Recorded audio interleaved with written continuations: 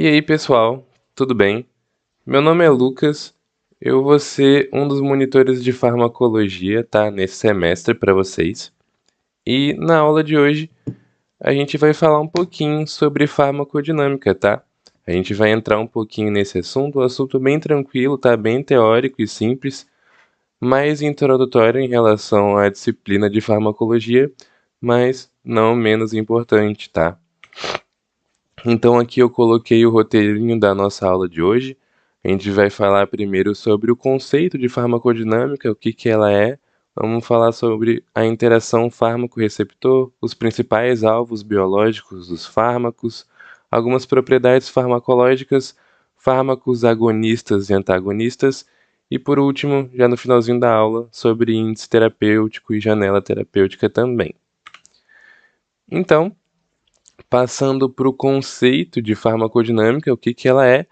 Basicamente, ela é o campo da farmacologia que se dedica ao estudo dos efeitos fisiológicos dos fármacos nos organismos, bem como os mecanismos de ação e a relação entre a concentração do fármaco e os seus efeitos adversos. Então, aqui na farmacodinâmica, a gente tem basicamente um estudo dos efeitos fisiológicos desse fármaco sobre o organismo e a interação desse organismo com esse fármaco, tá? Aqui eu coloquei as principais referências de estudo da farmacodinâmica em relação ao organismo, então a gente vai ver muito sobre local de ação, sobre mecanismos de ação, efeitos biológicos, dose e magnitude de efeito e variação de resposta aos fármacos, tá?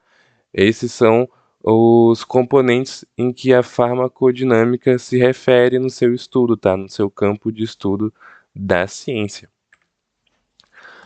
Partindo para os princípios da interação fármaco-receptor, primeiro, para que um fármaco ele exerça o seu efeito desejado, ele precisa entrar no organismo e ser distribuído, né, até alcançar o seu sítio de ação, onde vai desempenhar uma resposta. Então, aqui existem várias vias de entrada desse fármaco no organismo, pode ser a via parenteral, a via enteral, pode ser um fármaco tópico ou transmucoso, tá?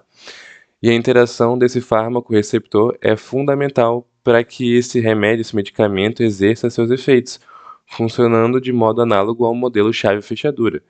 Então, esse fármaco, os metabólitos desse fármaco, eles vão encaixar diretamente, especificamente, com o seu receptor ou com o seu componente alvo, tá? No modelo chave-fechadura, eles vão encaixar perfeitamente.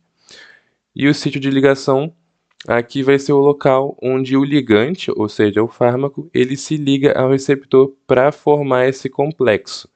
E a ocupação de um receptor por uma molécula de um fármaco pode ou não resultar na ativação desse receptor.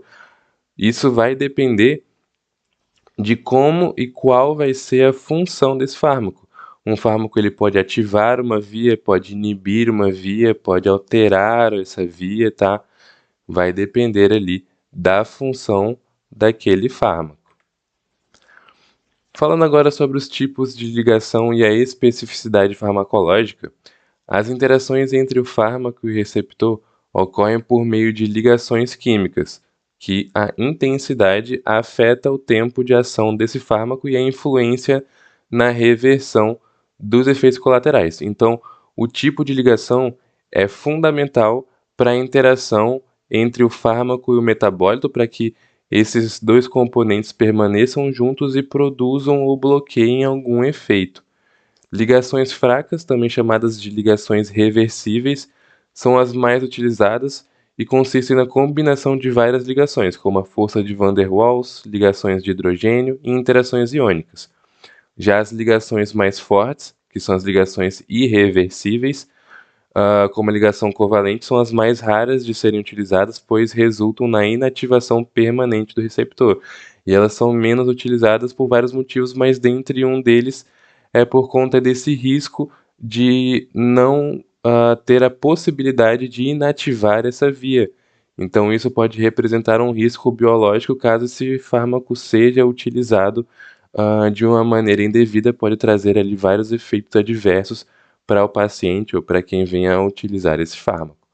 E sobre a especificidade, Para que um fármaco seja útil terapeuticamente, ele precisa agir de modo seletivo sobre as células e os tecidos específicos. E para ele ser efetivo, ele tem que ter um alto grau de especificidade para aquele sítio de ligação. A gente pode imaginar que um fármaco com uma baixa especificidade, ele vai atuar em vários tecidos e não naquele tecido em que ele deveria ser utilizado. Então, ele precisa ter um grau de especificidade para atingir o seu alvo biológico, para atingir o seu tecido-alvo. Falando agora sobre os alvos biológicos dos fármacos, aqui na esquerda eu coloquei 4 princípios básicos em relação a esses alvos biológicos dos fármacos, tá? Os fármacos, eles modificam uma função fisiológica ou a taxa dessa função. Eles não criam novas funções celulares ou teciduais, tá? A interação intencional, ou seja, o alvo correto gera um efeito farmacológico desejado, e a interação não intencional, o alvo errado, gera um efeito toxicológico e adverso, né, como eu falei no slide anterior. Um exemplo prático disso vai ser a dexclorfeniramina. Como é que ela age na alergia? Ela vai agir através da ação do bloqueio, ela vai atuar como um antagonista dos receptores H1. Mas, em alguns casos, ela tem alguns efeitos toxicológicos, alguns efeitos adversos, tá? Como o da boca seca e a retenção urinária. E isso ocorre também pelo bloqueio não intencional de receptores muscarínicos da acetilcolina. Então, aqui a gente tem a atuação da interação intencional e da interação não intencional, né? A gente tem o efeito farmacológico desejado, mas a gente também tem alguns efeitos adversos por conta de uma especificidade não tão alta da dexclorfeniramina. Sobre os alvos primários para a ação dos fármacos, tá? Falando sobre os receptores, sobre o termo receptor, ele é muitas vezes utilizado para indicar qualquer molécula-alvo com qual o fármaco tem que se combinar para produzir um efeito. Então, por isso, ele é um alvo farmacológico. Mas nós temos 4 tipos principais de alvos ou de proteínas reguladoras que normalmente atuam como esse alvo farmacológico primário. Nós temos os receptores, os canais iônicos, as enzimas e os transportadores ou moléculas carreadoras. Primeiro, falando um pouquinho sobre os receptores, eles podem ter ação agonista, com a abertura ou fechamento do canal, ativação ou bloqueio da via, modulação dessa via ou transcrição do DNA, tá?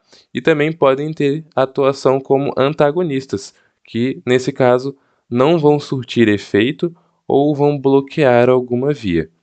Já os canais iônicos, eles podem ser do tipo modulador, com aumento ou diminuição da frequência de abertura dos canais, ou como bloqueadores do transporte de algum fármaco, de algum metabólito.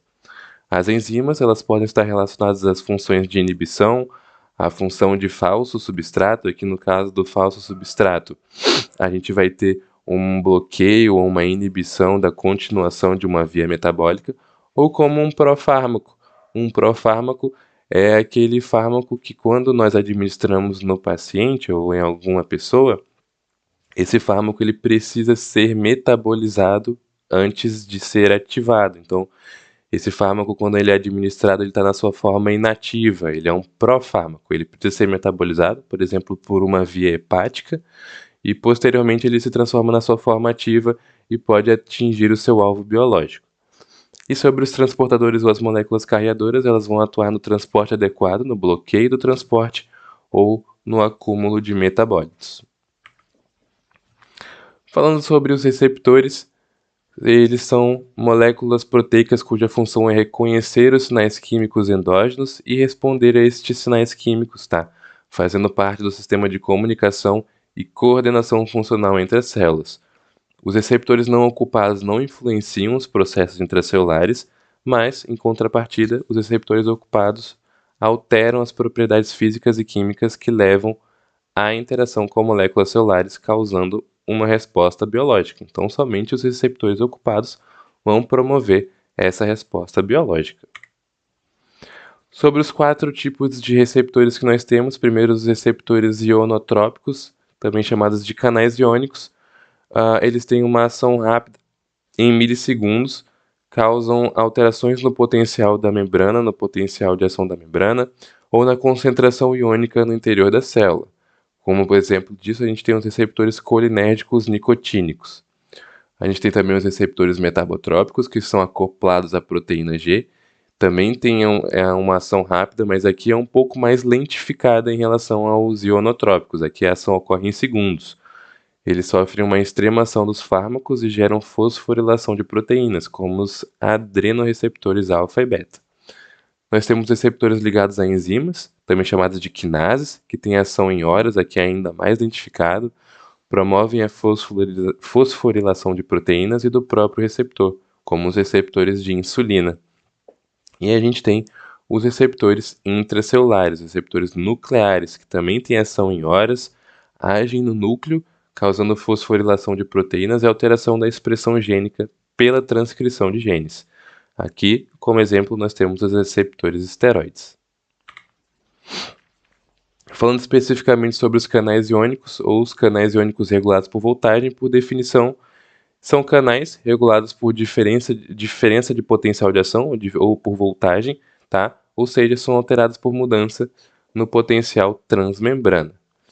Aqui, como exemplo, nós temos fármacos bloqueadores. No caso, a molécula do fármaco pode se ligar fisicamente ao canal iônico e bloquear a permeabilidade aos íons, causando bloqueio da permeação e entrada dos metabólitos dos fármacos na via de atuação biológica. Nós temos fármacos moduladores, que podem se ligar aos locais alostéricos, que na verdade são outros locais que não são alvos de ligantes, no canal da proteína, tá? Então eles podem se ligar aos locais alostéricos no canal da proteína e alterar o sistema de abertura do canal, causando um aumento ou diminuição da probabilidade de abertura. Então aqui, esses fármacos moduladores, eles não vão se encaixar diretamente no local de passagem dos metabólitos, ou dos fármacos, dos componentes ou das substâncias. Eles vão se ligar em outro local e alterar a frequência de abertura do canal iônico. Como exemplo clínico, a gente tem a lidocaína, que é um anestésico local, atua inibindo o canal iônico, promovendo o bloqueio dos canais de sódio voltagem dependentes. Falando agora sobre as enzimas, aqui nós temos um princípio de que vários fármacos podem ser direcionados a essas enzimas, tá? Um fármaco pode atuar como um substrato análogo e agir como um inibidor competitivo da enzima, como o captopril, que é um inibidor da enzima conversora de angiotensina, a ECA. A gente pode ter um fármaco que pode atuar como um falso substrato, sofrendo transformações químicas e originando um produto anômalo. Então esse fármaco ele vai entrar na via dessa enzima, ele vai ser metabolizado, mas esse metabólito ou esse produto formado, ele não tem função biológica. Ele vai servir para bloquear uma outra via que deveria estar sendo utilizada por essa enzima. Como, por exemplo, a gente tem a fluoracila, que substitui a uracila e bloqueia a síntese de DNA antineoplásico. E a gente pode ter, por último, um fármaco que atua exigindo a degradação enzimática para convertê-lo na sua forma ativa, ou seja, um profármaco, como é o caso do enalapril, que ele precisa ser convertido em enalaprilato, ou enalaprilate, para atuar, né, na via cardiológica. Então, aqui no caso de um profármaco, ele, como eu falei alguns slides mais para trás, ele é administrado na sua forma inativa, precisa passar por alguma via de ativação para ser transformado em um fármaco ativo, um fármaco capaz de produzir um efeito biológico. Falando sobre os transportadores, o transporte normal de íons e pequenas moléculas orgânicas através da célula requer proteínas carreadoras e para isso terão um sítio específico para a molécula ser transportada. Esses sítios podem atuar como alvos farmacológicos de bloqueio e de transporte ou como inibidores ou falsos substratos também. Como exemplo da via dos transportadores, nós temos os antidepressivos tricíclicos, que inibem o transporte de noradrenalina. E nós temos também o omeprazol, que vai inibir a bomba de prótons, vai atuar ali no estômago, diminuindo a secreção de suco gástrico. Falando sobre as propriedades farmacológicas de afinidade e eficácia, Aqui nós temos duas propriedades que vão interferir na interação fármaco-receptor, tá? Primeiro falando sobre a afinidade, ela é a tendência de um fármaco se ligar a um dado receptor, possuindo influência direta na seletividade de uma molécula pelo seu alvo. E a ocupação de um receptor é controlada estritamente pela afinidade. Sobre a eficácia, ela é a habilidade do fármaco de provocar a resposta farmacológica, quando interage com o receptor. Então, dependendo do número de complexos fármaco-receptor formados e da eficiência do acoplamento. A ativação do receptor, diferentemente da ocupação, é controlada pela eficácia do fármaco. E a eficácia máxima, ela considera que todos os receptores estão ocupados pelo mesmo fármaco e não se obterá aumento da resposta biológica mesmo com maior concentração. Tá? Então, aqui na eficácia máxima, não adianta a gente administrar mais fármaco, todos os receptores já estão ocupados e aqui a gente tem uma resposta biológica máxima sendo produzida. Falando sobre potência e curva dose-resposta, a potência é uma medida da quantidade de fármaco necessária para produzir um efeito de determinada intensidade, e os fármacos de alta potência costumam apresentar alta afinidade pelos seus receptores. A potência ela pode ser comparada usando o índice CE50, que na verdade é a concentração do fármaco, que provoca 50% do efeito máximo. Quanto menor a CE50, mais potente é este fármaco. E a curva dose-resposta ela representa o efeito observado de um fármaco em função da sua dose ou da sua concentração, né, ao longo do tempo. E à medida que a concentração de um fármaco aumenta, a intensidade do seu efeito farmacológico também aumenta, sendo essa representação vital para comparar a eficácia e para comparar a potência. Sobre os tipos de interação, aqui a gente tem a interação agonista e a interação antagonista, que eu cheguei a falar um pouquinho também, um pouco mais para trás. Primeiramente, explicando sobre a interação agonista, o fármaco ele liga-se ao seu receptor e produz alteração e vai gerar efeitos biológicos, né? O agonista tem esse papel de gerar os efeitos biológicos. E esses agonistas eles podem se dividir em duas classes: os agonistas plenos, que provocam o efeito máximo esperado, e os parciais, que provocam o efeito submáximo. Na verdade, nós temos mais alguns tipos de agonistas que eu vou falar mais para frente, mas esses dois são um das classes principais dos agonistas. E nós temos os antagonistas, que vão se ligar ao receptor, mas não produzem alterações e impedem o acesso do agonista ao receptor. E assim como os agonistas também são divididos em classes, em duas classes, às vezes também em três classes, como a gente vai ver mais para frente, nós temos os reversíveis e os irreversíveis principalmente. Falando primeiro sobre os fármacos agonistas, como eu falei, eles vão se ligar a um receptor e produzir uma resposta biológica. Falando primeiro sobre os agonistas totais ou integrais, eles provocam a ativação total do receptor nas concentrações elevadas do fármaco, mimetizando a resposta do ligante endógeno, na eficácia máxima de 100%.